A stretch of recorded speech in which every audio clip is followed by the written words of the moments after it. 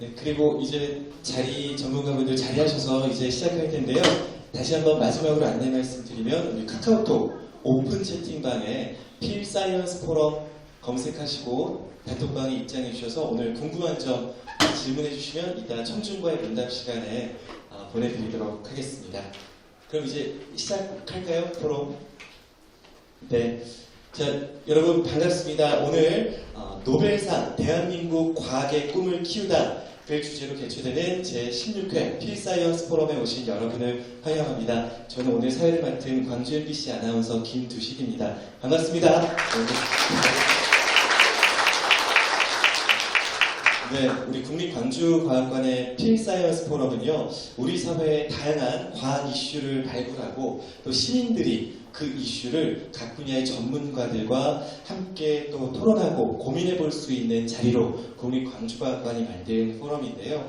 과학관이 이름도 참 잘 지었습니다. 과학관을 느끼다, feel도 있지만요, 이 PHIL은 이제 그리스어로 사랑을 뜻하죠. 그래서 과학을 느끼고 사랑하는 우리 시민들께서 모여서 활발하게 토론할 수 있는 장으로 만들어진 자리입니다. 오늘은 방금 전에 말씀드렸듯이 노벨상, 이 대한민국 과학의 꿈을 키우다라는 주제로 진행이 되는데요. 대한민국 과학기술의 현 주소를 살펴보고 또 우리나라가 노벨상 수상자를 배출하기 위해서 어떻게 발걸음을 해야 하고 어떤 방향성을 가져야 할까라는 이 주제를 과학기술 연구자분들 또 교육정책 전문가분들과 함께 이야기해 볼 겁니다. 그리고 기조 발제 시간에 또 패널 토론 중간중간에 전문가분들이 퀴즈를 내주실 텐데 사전 안내해 드렸듯이 상품이 제가 미리 봤는데 괜찮습니다. 우리 아이들이 좋아할 만한 노벨상 모조 메달도 있고요. 또 노벨상에 대해서 아주 정리가 잘 된 이 노벨상 책자, 그림이 많아서 우리 아이들이, 자녀들이 이해하기 쉬운 그렇게 책이 또 준비가 돼 있으니까 지금 프로 끝까지 집중해서 들으시면서 끝까지 자리 지켜주셔서 많이 공부하시고 배워가시고 선물도 받아가시면 좋을 것 같습니다. 그럼 본격적인 진행에 앞서서 오늘 이 뜻깊은 행사를 준비해 주신 국립광주과학관 전태호 관장 직무대리님의 인사 말씀 듣도록 하겠습니다. 관장님, 강단 위로 올라와 주시고요. 여러분 박수 부탁드립니다. 박수 보내주시고요.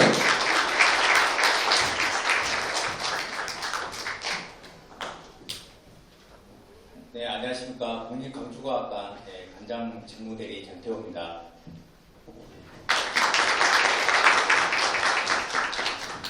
오늘 필사이언스 포럼인데요.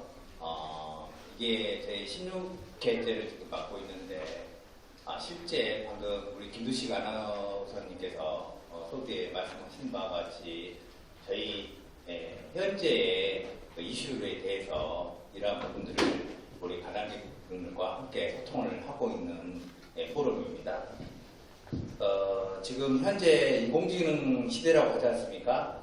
광주시도 인공지능을 선두로 계속 지속적으로 산업을 육성하고 있는데요. 이러한 시기에 청소년과 미래 진로와 창의성에 각별한 관심을 가지고 이 자리에 참석해 주신 모든 또 이 학부모님들 또 학생분들에 대해서도 진심으로 감사하다는 말씀을 드립니다.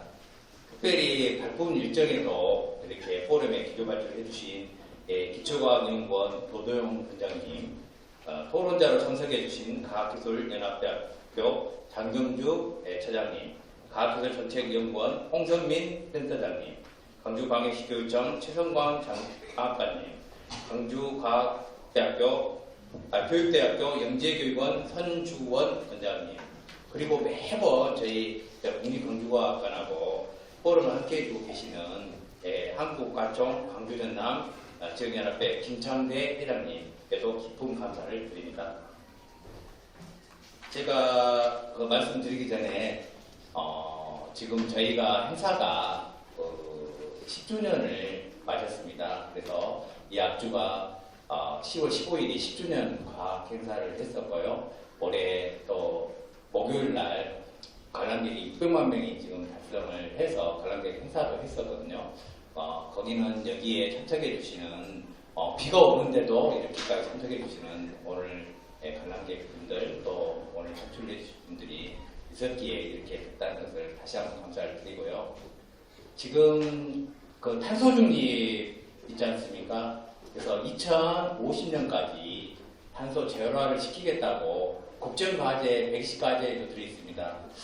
이러한 부분들이 굉장히 힘들지 않습니까? 올해 보고도, 폭염, 이러한 부분들을 지금 기후 이상이 발생하고 있는데, 이러한 부분들에 또 우리, 저부터서가 이러한 오염을 시키고 원인을 제공하는데, 또 이거를 해결할 분들이 과연 누구냐?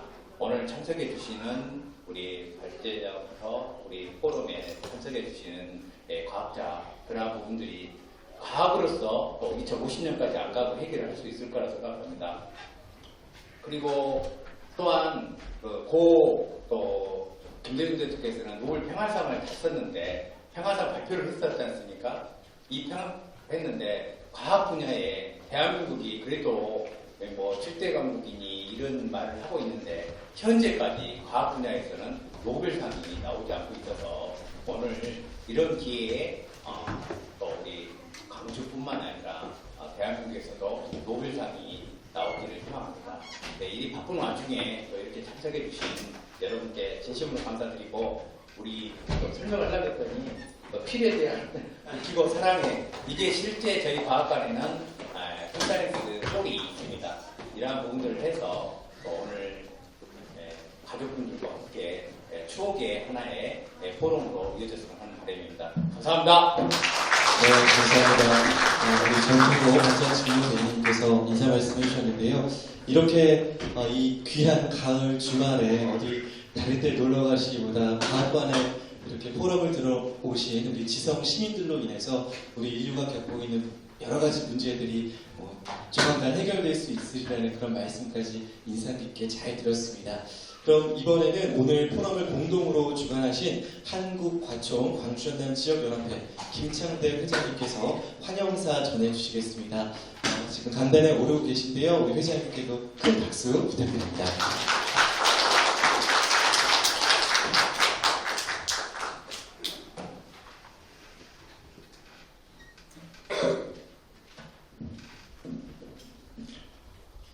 반갑습니다. 우리 친구들, 그리고 학부모님, 저는 한국과총 광주전남 지역연합회 회장입니다. 오늘 뜻깊은 이런 주제로 우리 친구들과 학부모님들과 만나게 돼서 기쁘고요. 저는 이런 생각을 해봤습니다. 스톡홀름으로부터 전화를 받게 되면 어떤 기분일까? 즉 노벨상 수상 소식을 받게 되면 어떤 기분으로 맞이할까 그런 생각을 해봤습니다. 가당치 않는 생각이거든요. 사실 저는 작년에 정년퇴임을 했고요. 이제는 이제 학문에서 떠나 있는 그런 입장입니다. 노벨상은 개인적으로 큰 영광이죠. 그리고 국가적으로 보면 큰 경사가 아닐 수 없습니다. 어떤 이는 기대하며 전화받기를 거대하고 있을지도 모르겠지만 그러나 대부분 뜻하지 않는 전화에 어떤 분은 전화 피싱인가? 라고 하면서 전화 받은 분도 있답니다. 어떻든 노벨상 수상자 된다는 것은 지금까지 밝혀내지 못한 이주의 분야에서 최초 또는 최고 이런 연구 성과를 만든 사람으로서 우리들에게 존경의 대상이 된다고 생각합니다. 우리가 알고 있는 노벨상 수상자들은 대부분 짧은 시간 안에 만들어진 연구 결과가 아니라 오랜 시간 속에서 만들어진 연구 결과를 갖게 됩니다. 오랜 시간 동안 어쩌면 그들의 평생을 바친 연구 성과에서 또한 자신의 희생하면서 얻어진 값진 연구 결과라고 생각을 합니다. 따라서 노벨상이라고 하는 훈장, 그런 의미보다도 그 자체보다도 그들의 진지한 연구에 대한 자세 또한 삶의 자세가 훌륭하고 우리들에게 따라서 우리들에게 감동을 주지 않나 그런 생각을 해봅니다. 또한 위대한 상을 받은 그들이기도 하지만 자신들 발전한 과학적 진실이 아직도 미흡하다고 계속해서 여기 필요성을 얘기하고 꾸준히 또 그러한 길을 걷고 있는 그런 분들에서 우리들이 더 존경하지 않나 그런 생각을 해봅니다.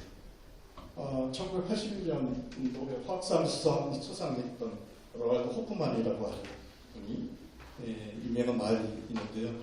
그분은 화학은 쉽답니다.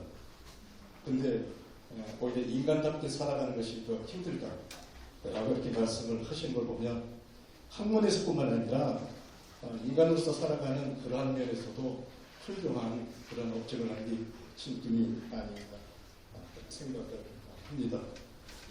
우리나라는 아쉽게도 김대중 대통령이 노벨 평화상을 받았는데 6개 분야에서 학습적이면 5개 분야는 아직 받지 못하고 있습니다. 오늘 이러한 자리도 어쩌면 전문가 분들이 그런 힌트를 또는 어떤 실마리를 제공하지 않을까라고 하는 기대감을 갖고 있습니다. 곰탕으로 유명한 어느 식당에 벽에 쓰여진 글귀가 있는데 우리 식당은 손님이 잠자는 시간에도 곰탕을 끓이고 있다 라고 이렇게 얘기를 한답니다. 결코 유명하다고 하는 것이 어느 날 이렇게 이루는 것이 아니라 보이지 않는 곳에서 여러분들이 잠자고 있는 동안에 나는 공부하고 꾸준하게 자기 희망을 갖고 살아가는 그런 친구들이 누리는 그 자리가 아닌가 생각을 해봅니다. 미국 하버드 대학 도서관에 이런 글귀가 있답니다. Sleep now, you'll be dreaming. 여러분이 잠을 자면 꿈꾸지 마. Steady now, you'll be achieving your dream. 공부를 하면 여러분의 꿈을 이룬다. 여러분 꿈을 가지시고요. 그를 위해서 열심히 자기가 있는 그 시간 열심히 공부하면서 그 꿈을 이루기 바랍니다. 이 가운데 여러분 노벨상 친구가 나오길 기대하면서 감사합니다. 감사합니다. 한국과초 공정학체연합회 김창대 회장님의 환영사였는데요. 우리나라 과학계뿐만 아니라 우리 자신들 개인들에게도 적용할 수 있는 알찬 말씀 전해주셨습니다. 그럼 오늘 포럼에 참여해 주실 전문가들을 제가 먼저 한 분 한 분 소개해 드릴 텐데요. 여러분 박수 보내주시고 우리 전문가분들도 잠깐 일어나셔서 인사해 주시면 좋을 것 같습니다. 먼저 기초발제를 맡아주실 기초과학연구원 IBS의 노도영 원장님 자리하셨습니다. 여러분 박수 보내주시고 반갑습니다. 네, 그리고 토론 발제를 맡아주실 네 분인데요. 과학기술연합대학원대학교 장병주 경영지원처장님 자리하셨습니다. 처장님 반갑습니다. 네, 과학기술정책연구원 홍성민 센터장님 함께하셨습니다. 센터장님 반갑습니다.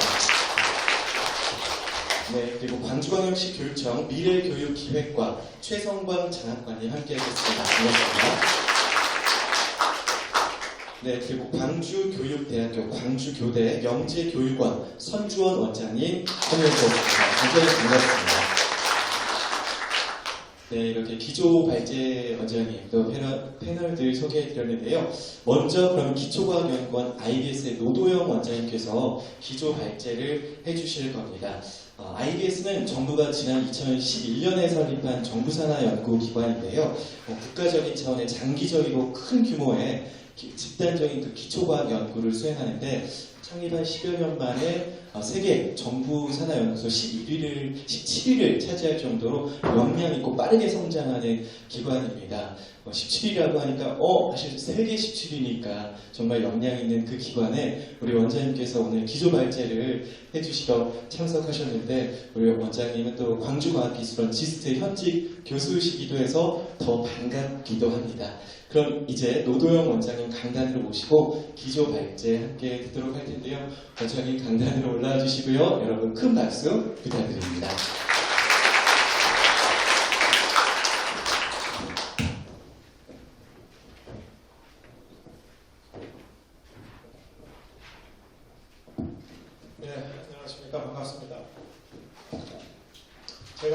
국립광주과학관 설립 추진위원이어서 과학관하고 굉장히 인연이 깊은데 주말에도 이렇게 여러분들을 뵙게 되니까 반갑습니다. 저희 직원들이 원장님 주말에 어디서 강연을 해달라고 하는데 되시겠습니까? 그래서 안 됩니다 그랬거든요. 그랬더니 광주 국립과학관이라 그래서 그럼 거기는 된다 그랬습니다. 네. 오늘 제가 사실은 이제 오디언스가 어떻게 구성이 될까 그래서 한 고등학생이나 대학생쯤 될 줄 알았거든요. 근데 지금 여기 고등학생보다 좀 어린 우리 친구들도 많이 있고 또 학부모님들도 많이 계시고 그래서 이게 잘 전달이 안 될까 봐 걱정이 좀 되긴 합니다. 그런데 우리 어린이들은 지금 듣고 아마 내일이면 다 까먹겠지만 또 미래에 좀 생각이 날 수도 있으니까 시작해 보도록 하겠습니다. 순서는 이런데요. 진행하시다가 시간이 되면 그냥 거기서 종료하는 걸로 이렇게 하겠습니다. 왜냐하면 시간이 너무 또 지나가면 토론하기 힘들기 때문에 그래서 좀 제가 노벨상이 무엇인가 우리 아마 대부분 다 들어는 봤는데 정확하게 무엇인가를 또 알기가 쉽지 않아서 한번 쉽게 설명을 해보려고요. 그래서 퀴즈를 먼저 내는데 이 세상에서 노벨상을 가장 많이 받은 가족은 누구의 가족일까요? 저기 어떻게 선정을 하죠? 선정을 해주세요. 우리 아나운서님 선정해 주시면 좋을 것 같아요.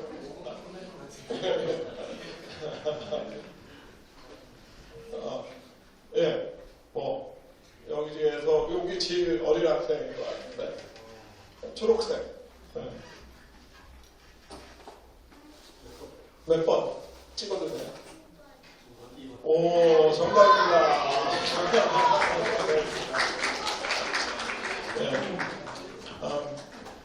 이게 한 나라에서 하나 받기도 힘든데 한 가족이 그렇게 받기가 어렵잖아요. 근데 그럼 큐리 가족은 노벨상 몇 개나 받았어요?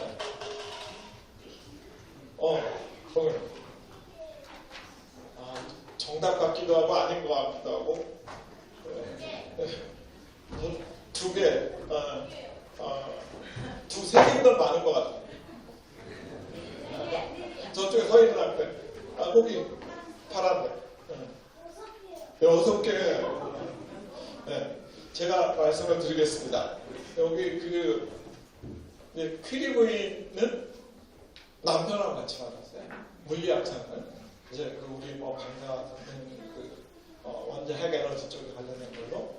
그래서 남편하고 같이 받았으니까 그걸 두 개로 치면 남편도 받고 부인도 받고, 그죠? 그 다음에 혼자 또 받았습니다. 노벨 화학상을. 그러면 이제 이걸 두 개라고 해야 되나, 세 개라고 해야 되겠죠. 매달로 하면 세 개니까. 그리고 딸이 받았어요. 딸하고 사위가 받았거든요. 그러니까 5개를 받아요. 그래서 상당히 우리 인류 전체의 생활에 우리가 지금 쓰고 있는 여러 가지 전기 에너지를 비롯해서 굉장히 기초적인 일을 하셔서 인류에 크게 기여를 한, 그러면서도 이제 이 연구 때문에 많이 또 몸도 상하시고 그런. 그 1번 브래그 가족은 제가 이제 전공하는 분야인데 아버지하고 아들이 같이 받았어요. 두 아들이 가장 받은 사람 중에서 가장 젊은.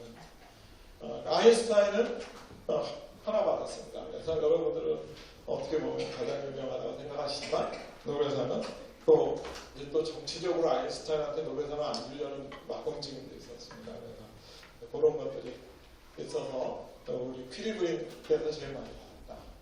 그러면 노벨상은 누가 받나? 누가 받나? 몇 번? 3번. 정답이에요. 네.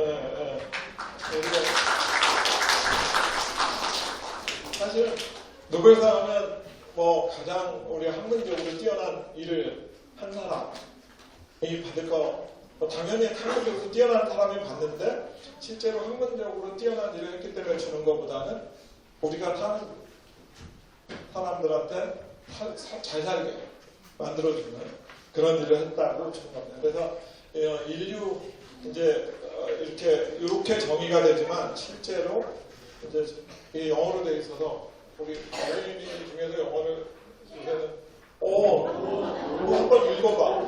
맨 위에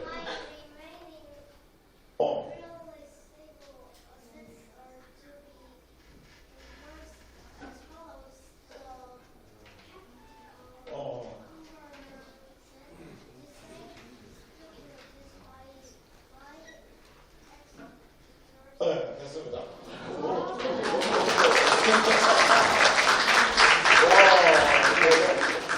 제가 이제 미국으로 유학을 갔어요. 여러분들이 들어본 학교일 텐데 MIT에서 공부를 했습니다. MIT에서 공부를 했는데 하루는 가니까 영어를 못하겠어요. 이 친구가 영어를 어떻게 잘하는지 몰랐는데 하루는 이제 지하철을 탔어요. 지하철을 타고 제 그 실험실에 같은 미국 친구랑 지하철을 타고 가는데 어떤 아줌마가 강아지를 데리고 탔어요. 근데 그 아줌마가 강아지한테 막 영어로 뭐라 그러니까 강아지가 뭐 이렇게 앉더라고요.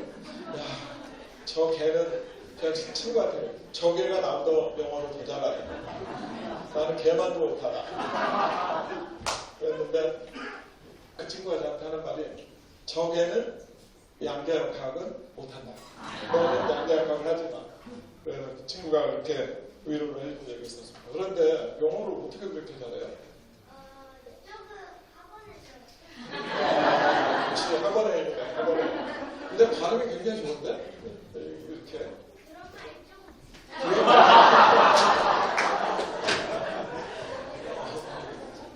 그래서 이제, 우리 친구는 다 알겠지만, 제가 어른들을 위해서, 애들은 다 아는데 어른들을 위해서 해석을 해드리면, 근데 재산을 전부 이제 처분해서 그 이자로 상을 줘라. 근데 어떤 상을 주느냐? 여기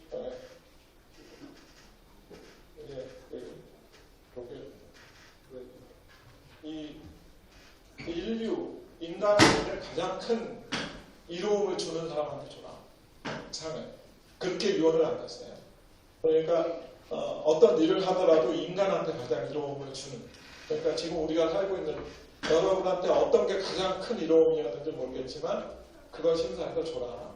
그래서 그걸 주는데 5개로 나눠서 줘라. 물리학, 제가 연구한 또 우리 김창래 의장님께서 연구하신 그 물리학 분야가 1순위죠.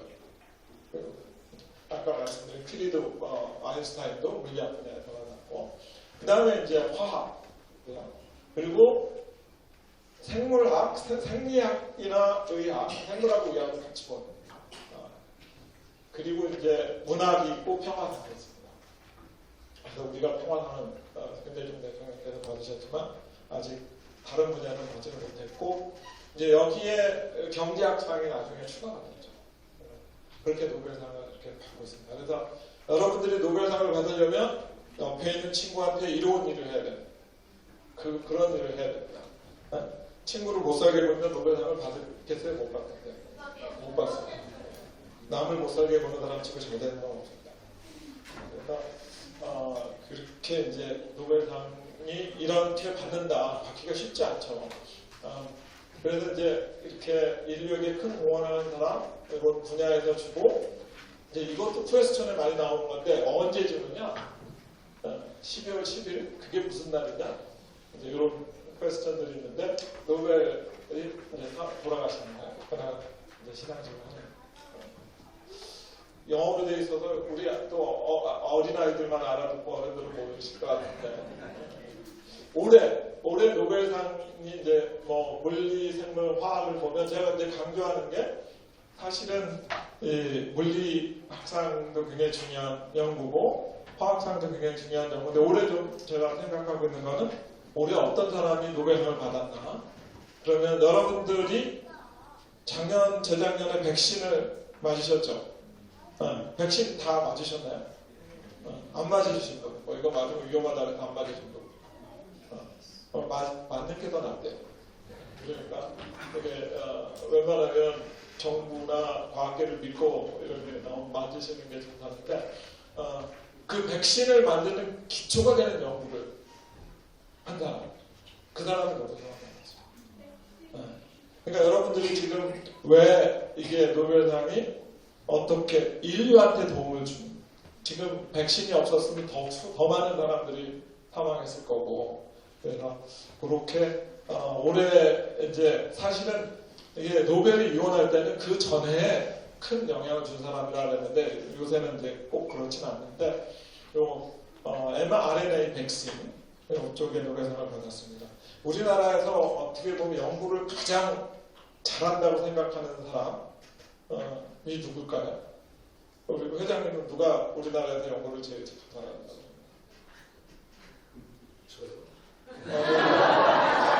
회장님을 제외하고 이제 연구 잘하시는 분들 굉장히 많아요. 우리나라에서 지금 현재에도. 그 중에서 여러분들이 혹시 얘기를 들어봤는지 모르겠는데 김빈넬이라는 분이 있습니다. 이분은 서울대 교수시면서 저희 IBS 연구단장이고 그 전남 출신이십니다. 그래서 그분이 아마 제일 연구를 잘하는 분 중에 한 분이신데 그분이 잘하는 분야가 이 RNA 분야입니다. 그러니까 RNA라는 것을 가지고 프로틴을 만들고 백신을 만드는 그런 아이디어를 처음 낸 그런 카리쿠라 분이 노벨상을 받았습니다. 그래서 노벨상의 네이처가 그렇고 노벨 화학상을 보면 여러분들 집에 좋은 TV 갖고 계신 분들 있죠? 그 어떤 TV예요? 삼성? LG? LG 어떤 거? LG 전문. 그래서 우리가 보면 요새 QLED 뭐 이렇게 해가지고 막 TV 같은 게 나오잖아요. 그래서 그게 아주 작은 퀀텀 다시라는 아주 작은 재료로 우리 빛을 컨트롤하는 그런 일을, 그래서 여러분들 TV가 갑자기 싸지고 옛날처럼 크지도 않고 총천연색에 그런 연구를 시작한 분이 노벨 화학상을 받았습니다. 그러니까 우리 생활하고 굉장히 밀접하다고 이제 보실 수 있죠. 작년을 보면 작년에 제가 작년도 이제 쭉 받았는데 작년에 강조하고 싶은 거는 저 위에 노벨 물리학상. 요새 아마 여러분들이 조금 이제 듣기 시작하신 게 퀀텀 컴퓨터라는 말이 좀 들어가셨을지 몰라요. 퀀텀 컴퓨터. 그러니까 양자역학인데 양자 컴퓨터. 지금 우리가 그 휴대폰에 사용하는 여러 가지가 있지만 이건 다 이렇게 클래시컬하게 된 거고, 그 중에서 계산을 제일 잘하는 컴퓨터가 슈퍼컴퓨터 큰 게 있어요. 그런 것들이 저희 이제 IBS에도 있는데, 이제 퀀텀 컴퓨터라는 새로운 양자역학 현상을 이용하는 그거에 시초가 되는 연구를 한 사람들이 작년에 노벨상을 받았습니다. 그래서 아마 지금 우리가 막 그 해킹당하고 그러는데 암호 같은 것도 퀀텀 정보를 이용하는 그런 거를 가능하게 한 시초의 연구. 그러니까 기술을 개발한 게 아니라 처음 그게 원리적으로 가능하게 한 분이 노벨상을 받았습니다. 그래서 노벨상은 이런 연구가 받는다. 그래서 이제 우리 어린이들은 지금 노벨상 받을 생각이 전혀 없어지고 괜찮습니다. 지금 생각한다고 받는 게 아니에요. 그런데 그래서 관심이 없을 수밖에 없는 게 이 나이에는 못 받아요. 노벨상. 노벨상은 제일 아까 말씀드린 그 브래그 가족 중에 아들 브래그가 25살 때 노벨상을 받았습니다. 아버지하고 같이. 제가 소원했던 게 저희 아들하고 같이 연구해서 노벨상을 받는 거였는데 그거는 안 된 것 같고요. 제일 나이가 많으신 분은 97. 그러니까 성인이 돼서 이렇게 점점 나이가 많아져요. 옛날보다는.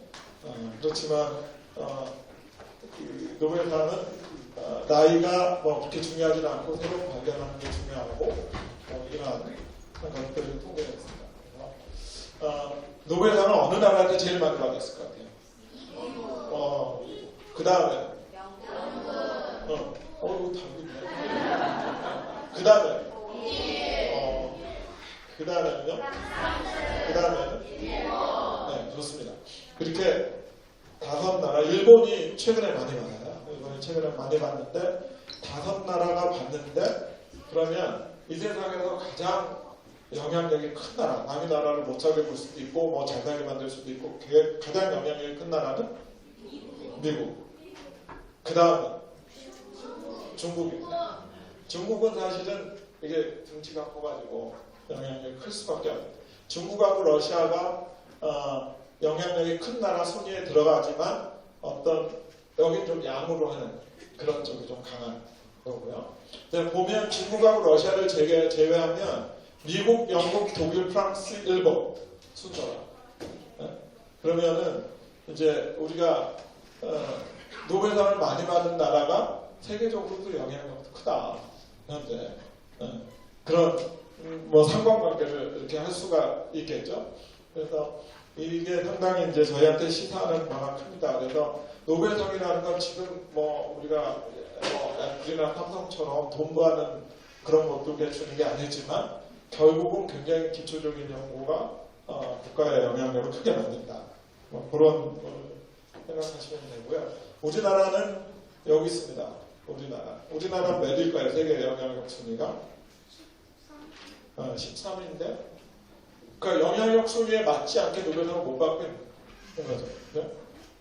13위 정도 노벨상을 많이 받았어야 되는데 그게 아닙니다. 그러니까 여기서 보면 우리나라는 굉장히 빠르게 성장했다는 알 수가 있습니다. 그렇고요. 우리나라보다 뭐 사실은 사우디아라비아나 유럽아메리카가 더 영향력이 큽니다. 오일을 만드는. 그래서 이제 노벨상 얘기를 좀 했고요. 기초과학이 뭐냐는 얘기를 해야 되는데 별로 관심은 없으실 것 같은데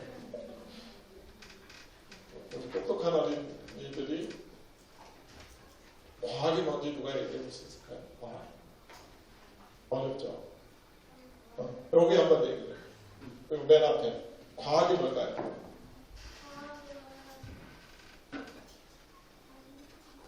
발명하는 거. 영어로. 과학의 영어로 뭐야? 저쪽 학생은 하고 싶은 말이 뭐예요? 여기 학생 하고 싶은 말. 얘기해봐. 그 옆에 과학.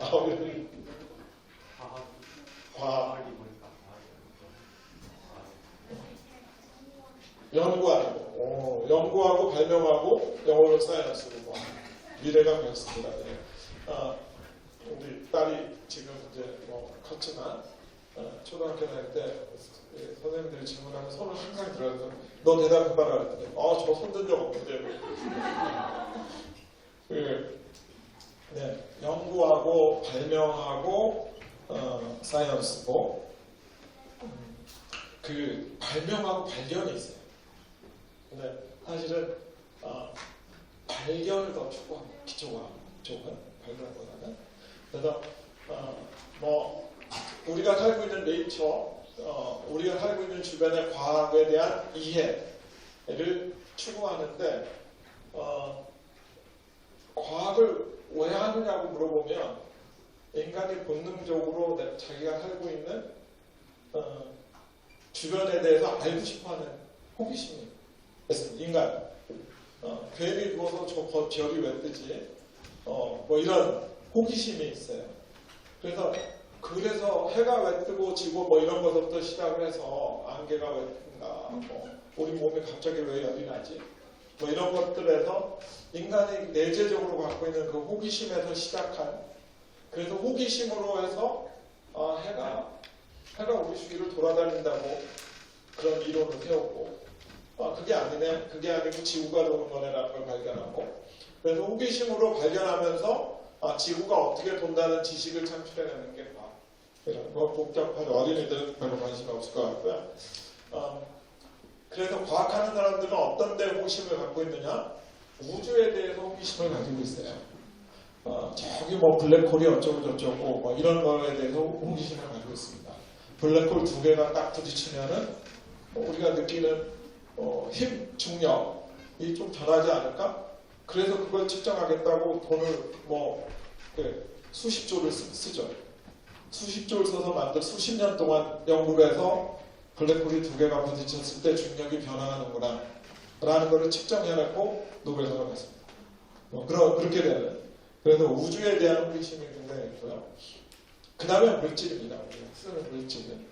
물질에 대한 호기심으로 우리가 가지고 있는 여러 가지들이 탄생했어요. 여러분들 주머니에 넣는 그 휴대폰 안에 있는 반도체 칩 안에 있는 뭐 이런 것들, 원자가 뭐고 뭐 이런 데서 시작을 해가지고 굉장한 인류의 도움을 주고 있습니다. 그 다음에는 이제 사실은 물질보다 오히려 이럴지도 몰라요. 우리 몸, 우리가 왜 늙지, 왜 죽지, 왜 아프지, 왜 죽어야만 하는 것일까, 뭐 이런 거죠. 이제 그런 또 우리가 뭐 지금 인공지능이 나오기 이상하잖아요, 인공지능이. 우리 뇌가 어떻게 되어 있느냐, 이제 그런 거 비슷하게 가는 겁니다. 옛날에는 우리가 학습을 했을 때 기억, 니은을 가르치고 그 다음에 기억하고 오르는 보관, 이런 연역적으로 학습을 한다고 생각했는데 인간은 그렇게 안 배우죠. 여기 어린이들이 말을 배울 때 그렇게 안 배워요. 많은 걸 보고 스스로 트레이닝을 하는 과정. 그 과정을 생각하면 요즘 말하는 소위 말하는 머신러닝이나 AI가 그렇게 탄생을 하는 거예요. 우리가 옛날에 배우던 식으로 탄생하는 건 아니고.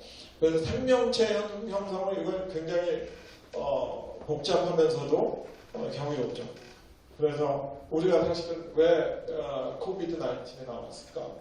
그거 뭘까? RNA 백신이라는 게 도대체 뭐고 왜 이거는 RNA 기반 바이러스일까? 뭐 이런 것들에 대한 연구를 이렇게 하고, 그리고 이제 이 지구에 대해서도 관심을 갖고 있습니다.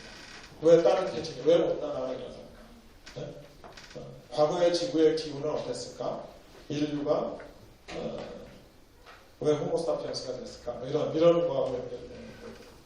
그래서 이런 호기심으로 하는데 도대체 저희 기관이 1년에 한 3천억 가까이 예산을 씁니다. 여러분들이 내는 세금이에요. 여러분들이 세금을 내서 저희한테 연구를 하도록 해요.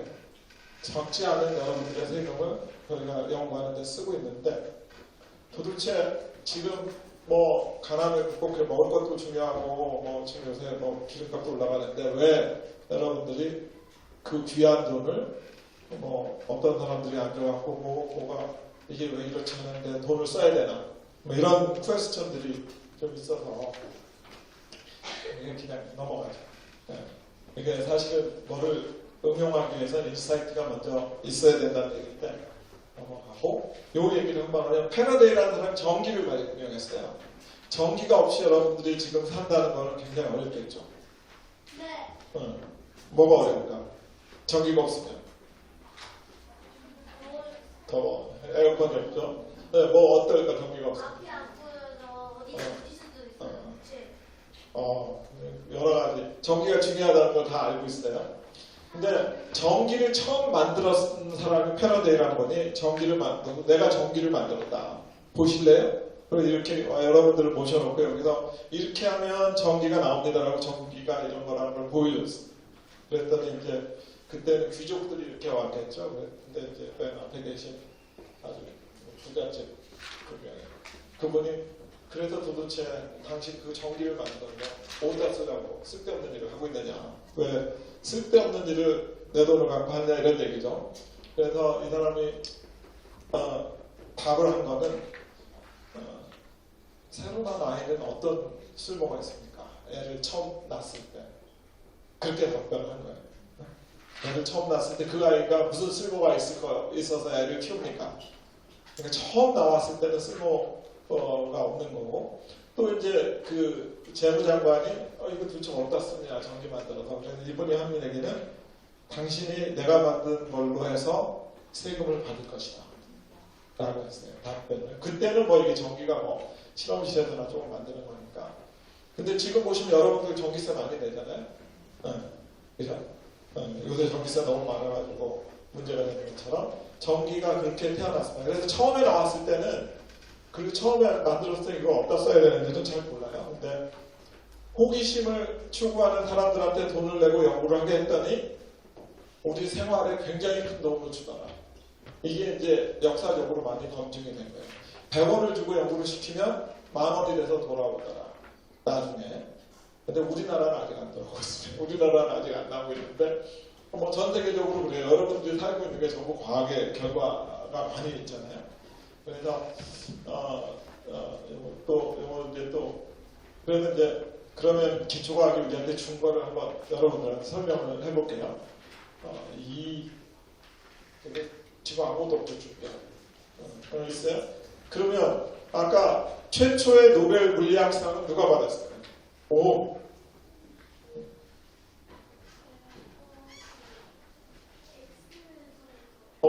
X선을 발견한 누구? 이름은 중요하지 않습니다. X선을 발견한 사람이 받았다고요. 그래서 이 사람이 X선을 발견했어요. 이름은 렌트겐이에요. 렌트겐. 1901년에 실험실에서 우연히 뭐 실험을 하다 보면 뭐가 지나가는 것 같은데 손을 대보니까 손 그림자가 보여서 이상하게 나오더라. 뭔지 모르지만 이상한 빔 같은 게 나오더라. 그래서 모르니까 X. 그죠?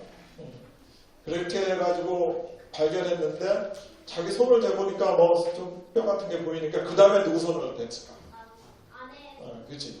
그게 참 나빠요 남자들이. 자기 손 댔다가 안 되면 부인의 손을 갖다 대. 그래서 부인의 손, 여기 뭐 반지도 있고. 근데 이 사진을 보고 부인이 한 말은 나는 내 죽음을 봤다. 뼈니까. 죽고 나서나 다 보이는 거잖아요. 그러니까 나는 내 죽음을 봤다. 그리고 이 사진이 저는 이 세상에서 인류 역사상 가장 중요한 사진이라고 생각합니다. 그걸 이제 보시면, 근데 여기는 이제 잠깐 그 렌트겐은 이런 걸 가지고 특허를 낼 생각을 안 했어요. 그래서 렌트겐은 이런 모든 인류가 같이 써야 되는 거다. 특허 냈으니까. 렌트겐이 돈 노벨상 받은 돈 다 부인한테 주고 나중에 상당히 불우하게 돌아가신 그런 경험입니다. 그래서 이제 그러면은 그 엑스레이라는 걸 렌트겐이 발견했는데 엑스레이가 뭐냐는 걸 알아낸 사람들이 또 노벨상을 받았어요. 그 중에 아까 말씀드린 가장 젊은 브래그도 노벨상을 받았습니다. 그러면 여기서 이게 끝난 게 아니고 이 엑스레이를 이용을 해서 가장 큰 발견이 우리가 요새 막 테크놀로지 많이 쓰는 DNA를, 그러니까 생명과학에서 가장 중요한 이벤트는 DNA를 발견합니다. 그래서 DNA의 발견을 가져온 게 X선이고 DNA를 발견한 왓슨 앤 크릭도 노벨상을 받았죠. 그러니까 쭉 이어지잖아요. 지금 흐름이 있습니다. 그래서 지금 어디에 쓰이느냐, 병원에 가면 웬만하면 엑스레이 찍고 CT 찍고 이게 다 거기서. 그래서 CT를 또 발견해서 또 노벨상을 받아요. 그죠? 그러니까 1901년서부터 노벨상이 쭉 흐름으로 이어져서 우리 생활에 굉장히 큰 영향을 미치는. 기초과학은 이래서 해야 된다라고 이제 저희가 얘기하는데, 그러면 가장 위대한 과학자 인류 역사가 아인슈타인.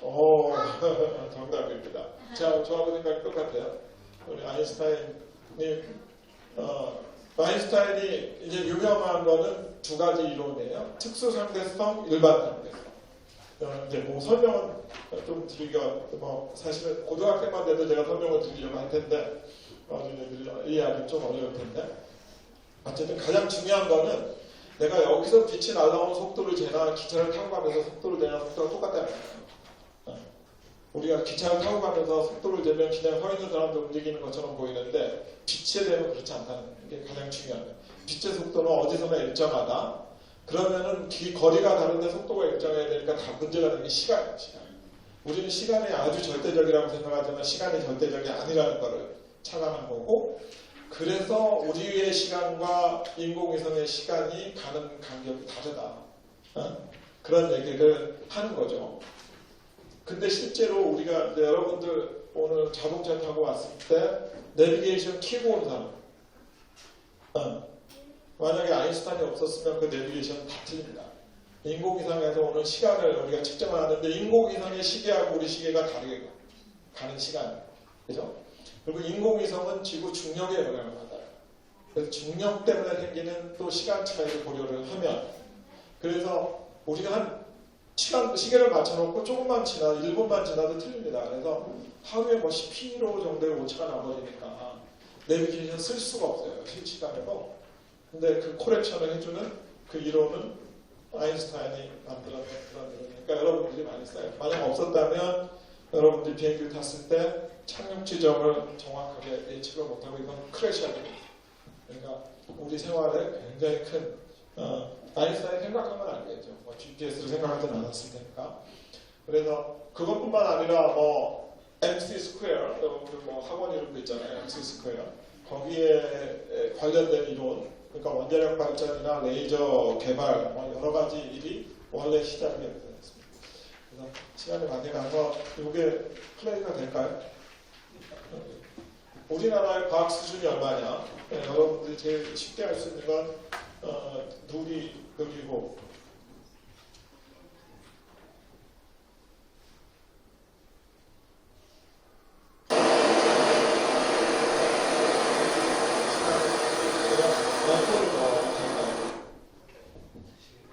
지나죠. 그래서 지났는데 그러면 그냥 또 넘어가죠. 우리 누리호가 있고 우리나라가 전 세계에서 5번째로 투자 순위가 높고 우리나라의 이런 테크놀로지를 보면 뭐 세계 1, 2위 안에 들어가고 10위 안에 들어가는 게 많고 최근에 국방과학기술도 9위 안에 들어갑니다. 전 세계에. 우리나라가 어떤 나라냐면 전 세계에서 혁신 기술을 했을 때 세계에서 8번째예요. 아시아에서 3나라가 있습니다. 8번째 들어가는 어느 나라일까요? 일본, 중국, 한국. 그 중에서 제일 혁신 지수가 높은 나라는 한국입니다. 한국. 네.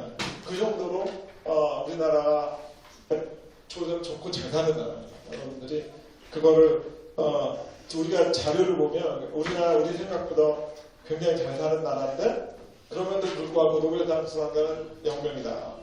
어떻게 받아야 되느냐 오늘 막 토론하실 건데 제가 뭐 다 오늘 토론할 거를 다 그냥 넘어가고요. 그래서 독일의 막스 플랑크 연구소가 저희 IBS하고 비슷한데 거기서 뭐 노벨상 받은 사람들이 38명이에요. 한 명으로. 그리고 올해 작년 재작년 다 받았죠. 그 연구소 독일의 한 연구소에서 그런 게 있고요. 이것도 넘어가고 제가 이제 이 사람 노벨상 받은 사람이에요. 그래서 노벨상 뭐 어떻게 받냐 이거 좀 물어봤는데 젊었을 때부터 지원을 확실히 해달라, 자유롭게 연구를 해달라, 뭐 자기는 그랬다, 뭐 이런 식의 시간이 많으면 요거만 보여드리고 끝내거든요. 요거를 제가 요거는 또 노벨상 받은 다른 분. So what kind of research is there anything as an institute can do to promote those other than providing dark chocolate? 저 친구 그렇게 훨씬 Dark chocolate is a good start. 더 But I do have another idea. Bronx High School of Science, I'm the 8th Nobel laureate to graduate from the Bronx High School of Science. Think about that. This is one high school that's existed for about 75 or 80 시간이 years. 없으니까 여기까지만.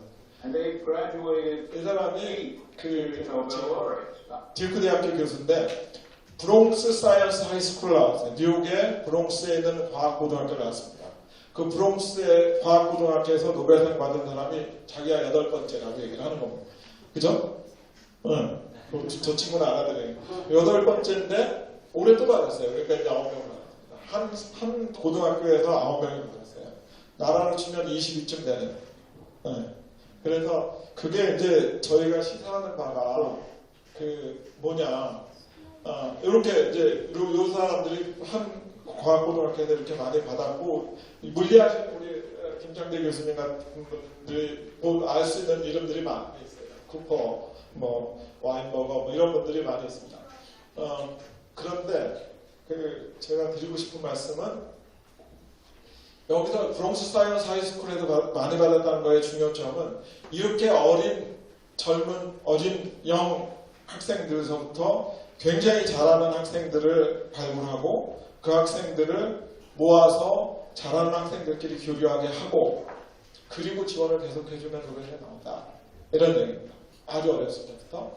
브롱스 하이스쿨에 나온 사람들이 대학을 갔다가 월남전의 참전을 피하기 위해서 미국의 NIH라는 연구소에 근무하면 월남전에 보내는 걸 면제해 주겠다 그랬어요. 연구소에 가면 우리도 병역 특례가 있는 것처럼 면제해 준 사람 중에서 이만큼 노벨상을 받았어요. 10명. 그 옐로우 베레라는 걸 뭐 부르는데 그린 베레를. 그러니까 이런 잘하는 사람들 모아서 잘 교육시키고 연구를 잘하면 노벨상을 받을 수 있다. 그럼 노벨상을 받은 사람들을 지도한 사람들은 누구냐? 지도한 사람들 중에서 이게 이제 우리 과학계에서도 사실은 족보가 있어, 족보. 우리 지도교수가 누구냐? 지도교수의 지도교수는 누구냐? 그래서 이렇게 노벨상 받은 사람들을 쭉 따라가면 지도교수나 지도교수의 지도교수가 노벨상 받은 사람들이 많아요. 쭉 올라가면 이쪽에서 뭐 생물이나 화학을 받았는데 쭉 올라가다 보면 슈레딩거라는 사람이 나옵니다. 그 물리 양자역학을 완성시킨 사람이에요. 그러니까 이렇게 패밀리 추리가 있는데 결국은 잘 가르쳐야 된다. 잘 가르쳐야. 우리는 지금 이거만 여기서 노벨상 받을 사람만 생각하는데 이게 있어야 이게 생긴다. 그런 이제 얘기들이 있습니다. 그래서 이 말씀 제가 꼭 드리고 싶었고 학생들을 지도할 때 어떻게 해라 뭐 이런 게 있었고요. IBS는 저희가 요거로 끝낼 텐데 10년 됐고요. 국가에서 이제는 우리나라도 뭐 기술만 하지 말고 지식을 창조하는 연구소를 만들자고 해서 만들어서 저희 비전이 아까 영어 잘하는 학생 한번 읽어보세요. 네.